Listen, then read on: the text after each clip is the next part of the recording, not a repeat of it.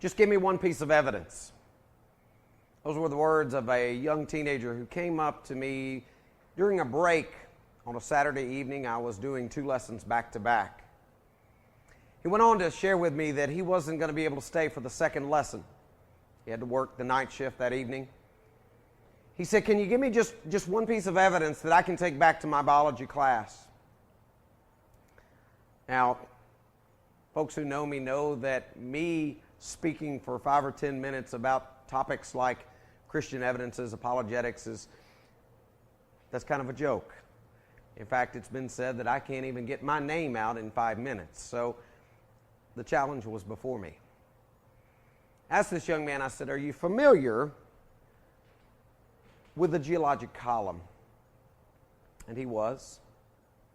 You may recognize all of those different striatal layers of the Grand Canyon, all the different beautiful colors. In fact, this young man went on to reveal the fact that he had memorized many of the layers and the years assigned to them. Things like the Carboniferous period, the Triassic period, the Cretaceous period.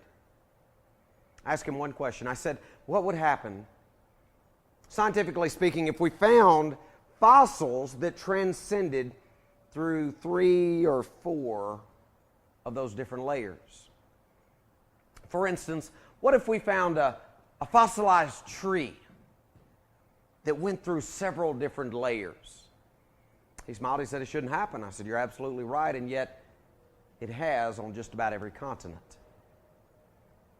He realized the very existence of these fossils causes a whole lot of problem for the geologic column. I then shared with him the fact that realistically, the only place you're going to find that geologic column is in the textbooks. We spent just a moment discussing circular reasoning. The idea that, let's say we go out and we find a dinosaur bone, maybe out in your back pasture. Evolutionists have already presupposed that that dinosaur bone was roughly 65 million years old. So the layer of dirt that it's discovered in, guess what that automatically gets layered as, or labeled as? 65 million years. Any other bone that is then found in that layer, guess what it automatically gets labeled as? You see, we're dating the bones according to the layer we find them in, then we turn right around and we date the layer according to the bones that we find in it. It's circular reasoning. I then shared with him an ongoing experiment that I was aware about just outside of Mount St. Helens, Spirit Lake. A fellow by the name of Dr. Steve Austin is recording how quickly the Mount St. Helens area is recovering. Part of his research actually is taking place in that lake where many, many trees were washed down when the volcano exploded. He has documented the fact that those logs would sit up on top of the water many, many months, become water saturated, until finally the heavy root end would slowly start to settle down. They would bob standing upright on the surface of the water for many, many weeks before finally settling down into the bottom of the lake. And they would settle standing straight up. In fact, he said as it was swimming around the bottom of Spirit Lake, it looked like a forest. You see, Steve Austin has documented the fact that these trees are standing upright, the sediment is slowly filtering out according to its weight in all these different layers, and yet what he's documenting right now is what we find on continents all across this globe. We call them polystrate fossils. We found them literally everywhere. These are fossils that transcend through several different striatal layers, fossils that are going through solid rock, fossilized trees, fossilized whales. The question is, how did they get there? You know, it's one thing for evolutionists to simply say they don't exist, or that they're a figment of our imagination. Folks, the reality of it is we have polystrate fossils all over the place that do some serious damage to that geologic column. For instance, Bob Jones' Earth Science book stated, in Germany, France, the British Isles, Nova Scotia, California, several eastern states, fossils that extend through several layers of sedimentary rock have been found. These are called polystrate fossils. Now, an obvious question would be, why aren't government schools teaching this scientific fact? Well, ask yourself this question. What is the one thing that evolutionists need lots of? Time. You see, the geologic column builds in millions and millions of years. Do you honestly think that they're ready just to give it up? That they're ready to show kids, hey, look, we've got scientific evidence that disproves this. They're not ready to give up that much time. In fact, there's a teacher's edition of a science book where they say, stress that the earth is thought to be at least 4.5 billion years old. Now my question would be, why are we stressing that? Because folks, without billions of years, evolution cannot physically even get off the ground. What I want to do during our time together is I want us to look at the age of the earth, some of the arguments that are often used, and I want us to start all the way back with that Big Bang. That's where our young people are usually taught. A lot of times their science textbooks will start with the origins, with that Big Bang explosion. Ironically, though, in their textbook, it never tells where that matter came from. It starts literally mid-bang, so to speak.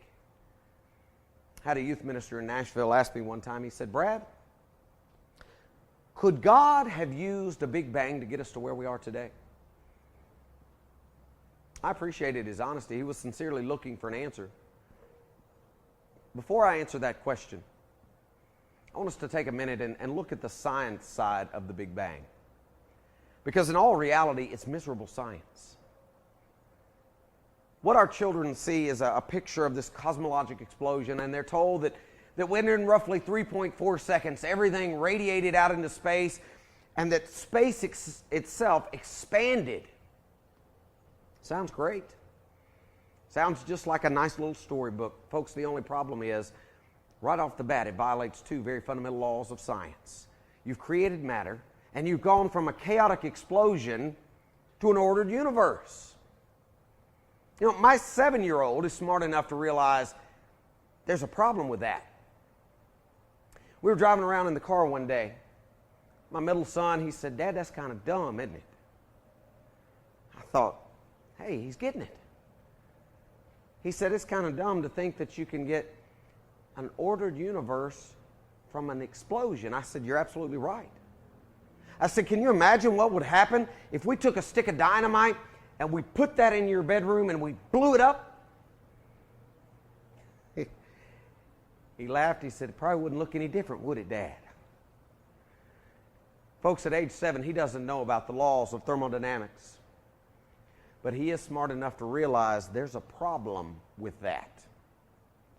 How do evolutionists get around these scientific laws in order to purport their Big Bang? I want a fellow by the name of Paul Davies, an evolutionist, to give you his answer. In a book called The Edge of Infinity, he said the Big Bang represents the instantaneous suspension of physical laws, the sudden abrupt flash of lawlessness that allowed something to come out of nothing. It represents a true miracle. I would ask the question, why is that more scientific than saying, in the beginning, God created the heaven and the earth? You see, folks, when you really start to analyze the data, the Big Bang Theory is miserable science. Let me give you a couple of examples. We could spend literally hours looking at it, but just a couple for you to think about. For instance, Jupiter. Jupiter is far, far too hot for there have been a Big Bang 18 to 20 billion years ago. The reason I say that is it is still giving off twice as much heat as it's receiving from our sun, telling us it's still in the cooling off phase. Folks, if the Big Bang happened 18 to 20 billion years ago, it should have long cooled off by now. And yet we have photographic evidence from NASA of volcanic eruptions on the moons around Jupiter. We know, for instance, that Ganymede, one of the moons that's encircling that planet, it has a strong magnetic field. Now, folks, anytime you have a magnetic field, that lets us know it's generated by liquid molten metal inside. It hasn't cooled off yet. We also know the Big Bang violates another scientific law known as the conservation of angular momentum. Conservation of angular momentum, if I were to describe it to you the easiest way, if you can picture in your mind for just a moment, putting my children on a merry-go-round. Let's say we're standing there. Sadly, they don't make merry-go-rounds much anymore, thanks to lawsuits, but I think most of you know what I'm talking about. We spin that thing just as fast as we can. Eventually, if we're fast enough, my children are going to come flying off that merry-go-round. Now, they may come flying off at different points because they weigh different weights, but when they fly off of that merry-go-round, they're going to be moving in the same direction. That's this law of conservation of angular momentum. Simply put, if you have a central axis that everything is coming out of, then it should be rotating in the same direction. Maybe you can picture in your mind a spiral galaxy. So folks, if there really was just a single Big Bang explosion, we would expect the heavenly bodies to all be moving in the same direction. Now, would there be an occasional exception to that? Maybe something that had bumped into another cosmic body? Absolutely. But folks, bear in mind, within our own solar system, we've got Venus, Uranus, and possibly Pluto that are rotating backwards from the other planets. 6 out of the 63 moons here in our own solar system, they're going backwards. In fact, Jupiter, Saturn, Neptune, they've got moons going in both directions. Folks, you wouldn't expect that from a Big Bang explosion. We could look a little closer to home at our moon. There used to be an argument that creationists would use talking about the moon dust. It's not used very much anymore because scientists have come back and they've reanalyzed the numbers. Those of you who remember the lunar landing, you remember they had those big pads on the feet because they expected when that lunar lander finally landed on the moon that it was going to sink down. And in fact, those of you who really know your history, you remember Neil Armstrong had to jump down the last step. That ladder was 18 inches too short. They expected it to be compensated by the dust. Dust because the moon had been out in space collecting all this dust for millions of years, and yet there wasn't that much dust on the moon. But even if we throw out the whole moon dust argument, we know today, scientifically speaking, that the moon is retreating from the Earth at a constant rate every single year. It's just a small fraction. You don't need to stress about it tonight. But again, think with me for a moment. Scientifically speaking, we know that the moon is regressing. If this Earth were 4.6 billion years old, folks, where does that start the moon? You see the problem? Folks, it would have to start way over here, pass through the Earth to the other side.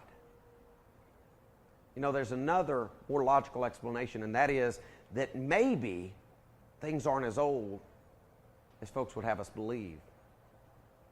Another problem with the Big Bang is the fact that they are dependent on two elements that we have never truly seen or measured. Allow me to explain that to you. Right now, the universe is expanding in such a way that astronomers have looked at and they can't figure what's holding it all together. So they've come up with two things: dark energy and cold dark matter. And according to them, 96% of our universe is composed of these two elements: dark energy, cold dark matter. Only 4% is composed of the physical bodies, the stars, the planets, the moons. 96%. And yet, folks, we have never truly measured or observed either one of those two. Now, I say that to say this: it takes a lot more faith to believe that right there than it does the one true living God. Just a couple of short years ago, Bob Berman, an astronomer, was writing in the Journal of Astronomy to his fellow colleagues. And in his article, he suggested that a warning be placed before every scientific article that discussed this Big Bang cosmology. I want you to listen very carefully to what his warning was. He said, "Warning, the following contains contemporary cosmology. Reading it can produce disorientation and confusion. Nobody knows what's going on, and nothing you read here is likely to be true." Now compare that with how we present it today in textbooks as a fact. Let's get back to that question for just a moment. Could God have used a Big Bang to get us to where we are today? You know, friends, all we really need are the first two verses of God's Word to answer that question. Genesis chapter 1, verses 1 and 2. If you have your Bibles, you might open there. In the beginning, God created the heavens and the earth was without form and void, and darkness was upon the face of the deep, and the Spirit of God moved upon the face of the waters. How does Moses describe the earth on that very first day? Well, ask yourself this question. What was the Spirit of God moving over? It was the waters. Now think. According to evolutionists, that Big Bang explosion, it took place at a temperature you and I can't even fathom. It was in the millions of degrees. How do you go from a 1,000,000-degree explosion to having a water-covered heavenly body on the same day? Folks, the heat should have dried that water up instantaneously. We know what the boiling point of water is, do we not? You add to that the fact the Bible records the sun, the moon, the stars. What day did they come into the picture? Day 4. So, is there any way that we can squeeze the Big Bang into God's creation account? Absolutely not. Not without a whole lot of compromise. And somebody says, now wait a second. Maybe each one of those days wasn't really a day. Maybe each one of those days of creation was really millions and millions or billions of years. I'll go along with you for just a moment. Let's open our Bibles and see if we can discern exactly what Moses had in mind. For instance, in Genesis chapter 1, if you look in verse 5, verse 8, verse 13, verse 19, we find Moses recording over and over the same phrase. He says, so evening and morning were the first day. So evening and morning were the second day. God here, he's putting a punctuation at the end of his creative activities. Moses, through inspiration, is saying not only are these days, he's defining it as an evening and a morning, and he gives it a number. Day 1, day 2, day 3. But he doesn't stop there.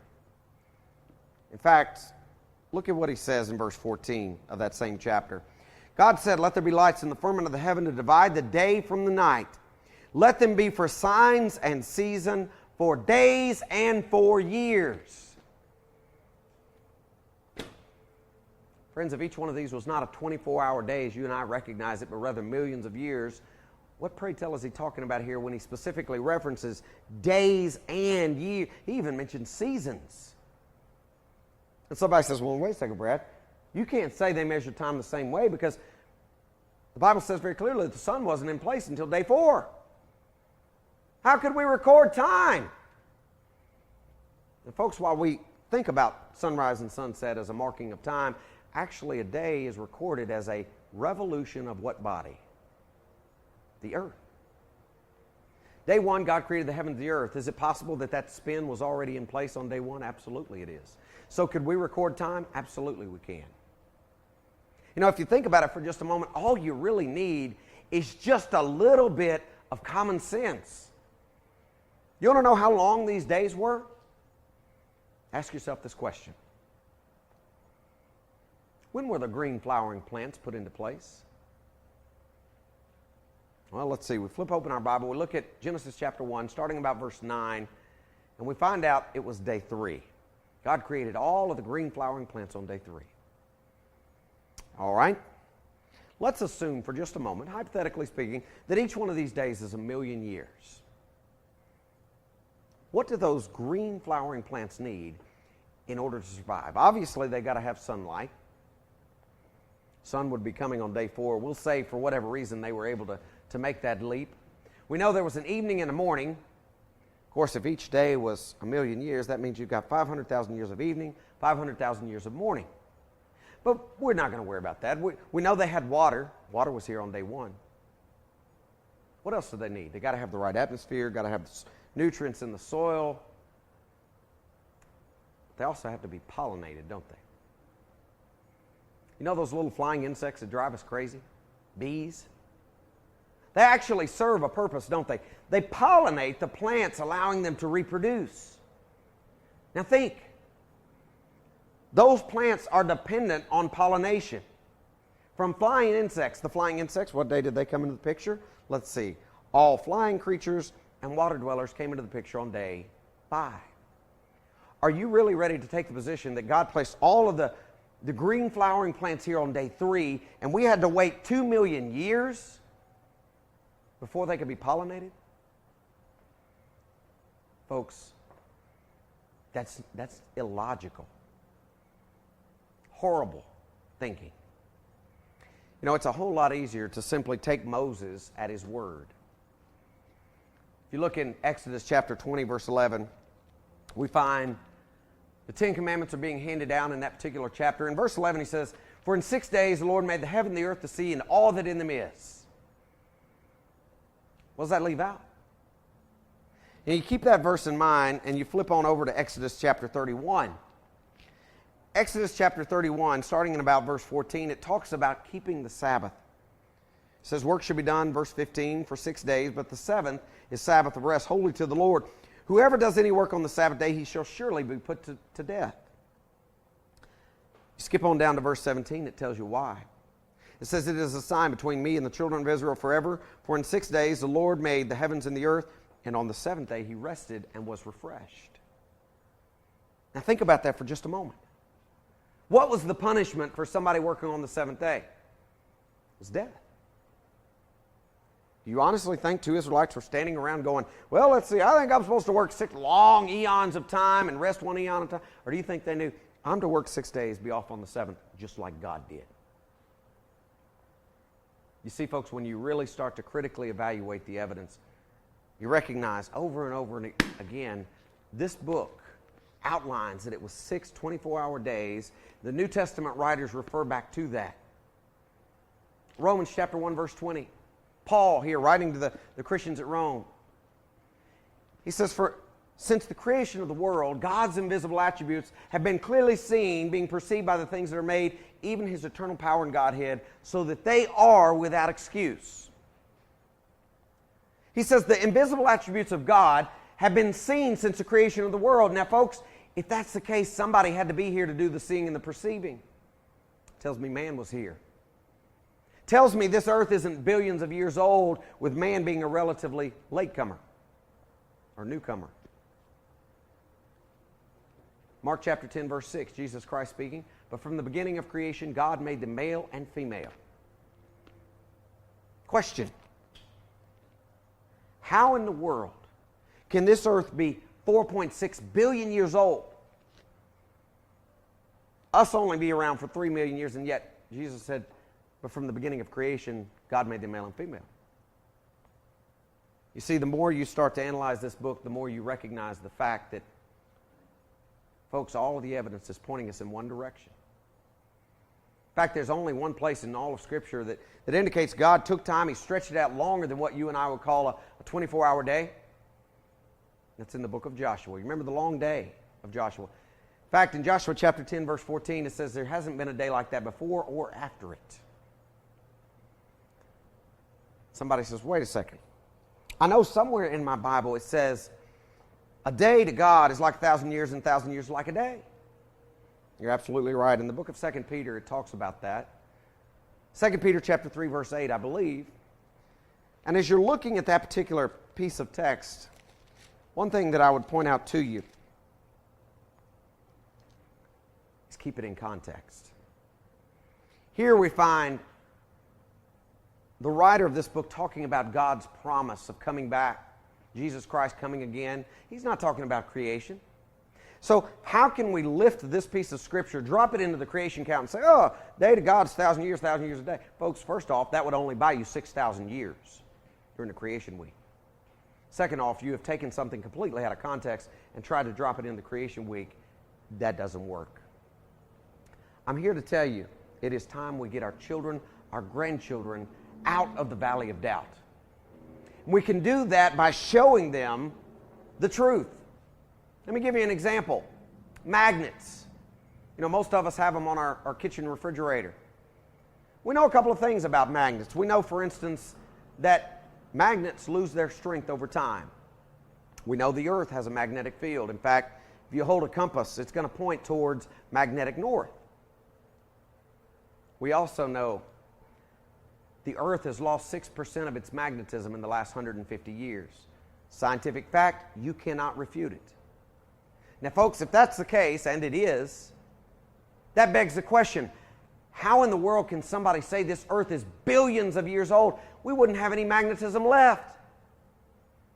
Second, it begs the question, how in the world can somebody support radiocarbon dating or radiometric dating that is dependent on uniformity when we know magnetism is decreasing over time? We can look at other scientific evidence like the Sahara Desert. You know, the Sahara Desert is growing roughly a foot every single year. It's a process called desertification.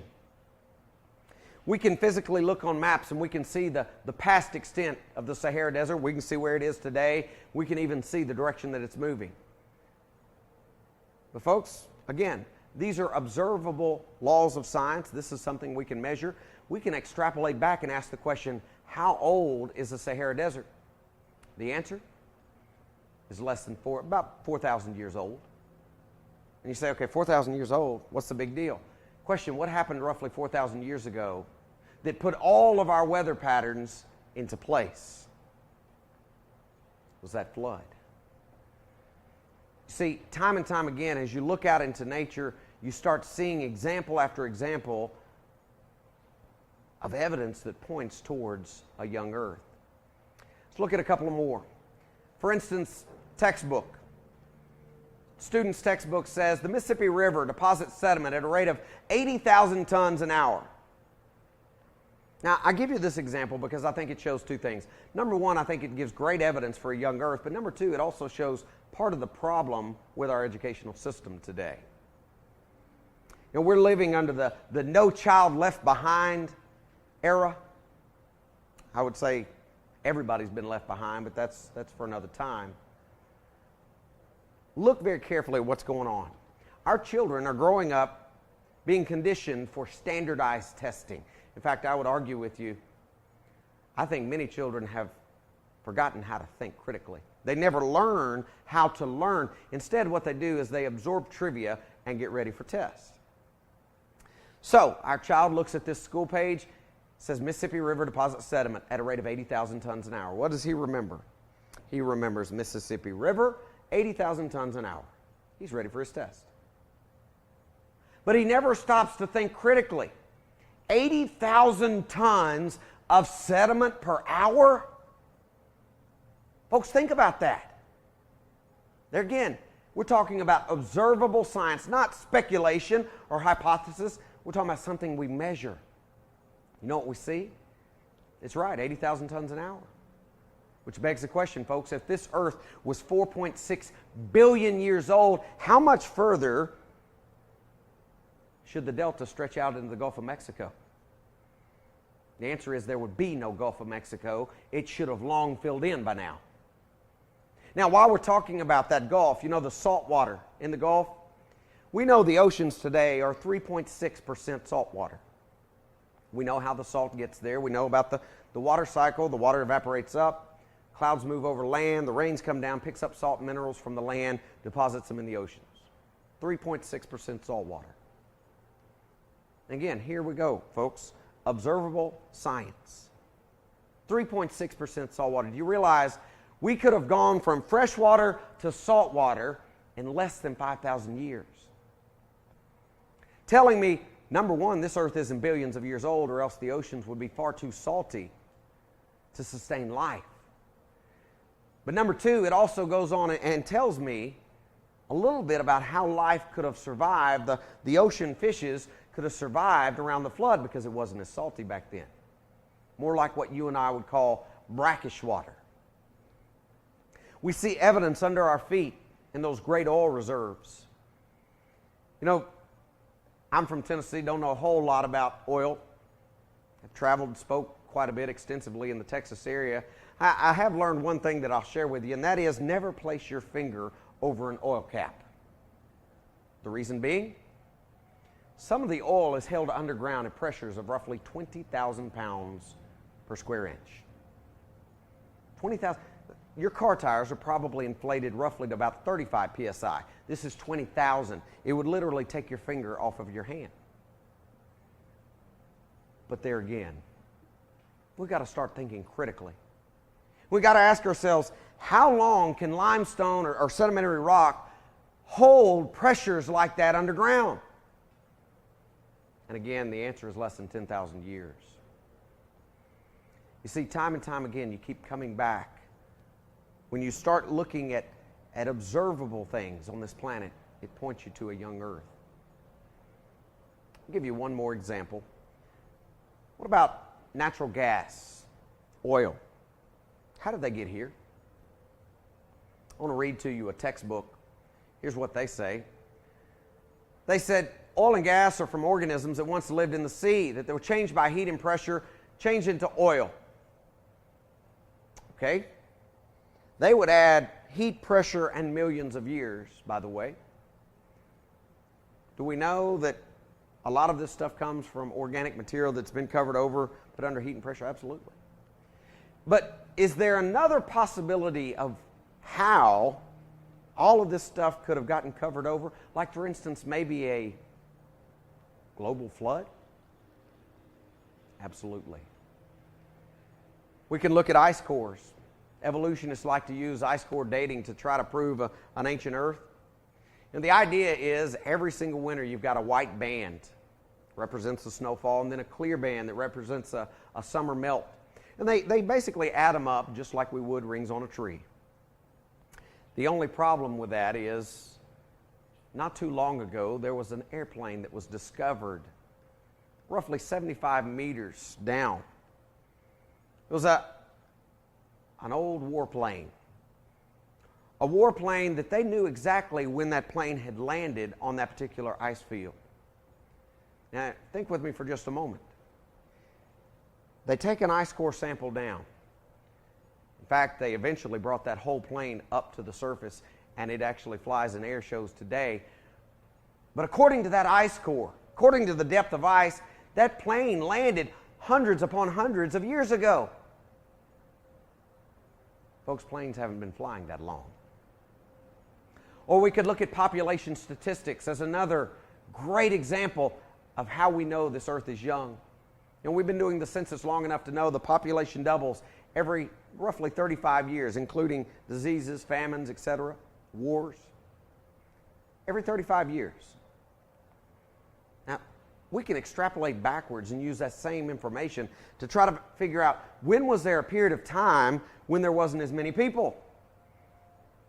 You do the math, you come up with a date of somewhere in the 4,500 range. You say 4,500 years. I thought most creationists believe this Earth is roughly 6,000 years old. Yes, but what happened roughly 4,500 years ago that knocked us back to just 8? Folks, the numbers don't lie. You see, the more that you critically evaluate the evidence, the more you realize this Earth is not billions of years old. In fact, it was created in 6 literal days. I want to revisit Paul's statement to the Romans. Romans chapter 1, verse 20. Since the creation of the world, God's invisible attributes have been clearly seen, being perceived by the things that are made, even his eternal power and Godhead. Notice what he says at the end, so that they are without excuse. There are a lot of people on this planet who are banking on an excuse of ignorance on the day of judgment. They basically have already said, well, you know what, if there's a God, I'm just going to tell him I didn't know. And yet Paul is ripping that excuse out from underneath them. He is saying you can know there's a God. His invisible attributes are all around you. I encourage you, get outside, look for those attributes, examine the evidence. Because the more you look, the more it's going to be pointing towards him.